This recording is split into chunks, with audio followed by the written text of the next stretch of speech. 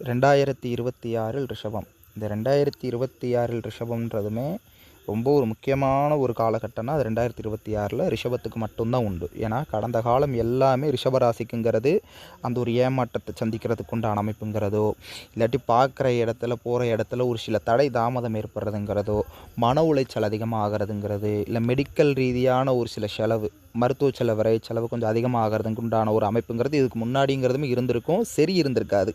ஆனால் இதுக்கு மேற்பட்டு ரிஷபராசிக்குங்கிறது ஒரு கிறிஸ்டல் கிளியராக ஒரு சில லைஃப் சேஞ்சிங் மொமெண்ட்டு நிறையவே நடக்கும்.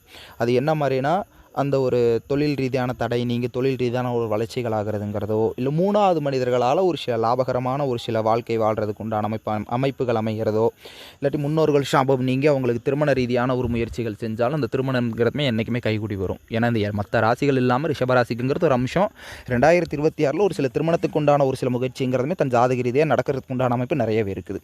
2வது யாருக்கு குழந்தைகள் இல்லையா அவங்களுக்கு குழந்தை கிடைக்கிறதுங்கிறதோ, இல்லாட்டினா அந்த ஒரு அண்ணன் தம்பி பிரச்சனைங்கிறா இருக்கட்டும், இல்லாட்டினா அந்த ஒரு பூர்வீகத்தை சார்ந்தவர்கள்ட்ட பிரச்சனையாக இருக்கட்டும், இது மாதிரியான பிரச்சனைகள் எல்லாமே நீங்கி ஒரு சில சால்வான ஒரு வாழ்க்கைங்கிறதோ, இல்லை எல்லாமே ஒரு ஈக்குவலான ஒரு இடத்துல இருந்து அந்த ஒரு மேற்கொண்டு வளர்கிறதுக்கு உண்டான அமைப்புங்கிறது நிறையவே இருக்குது.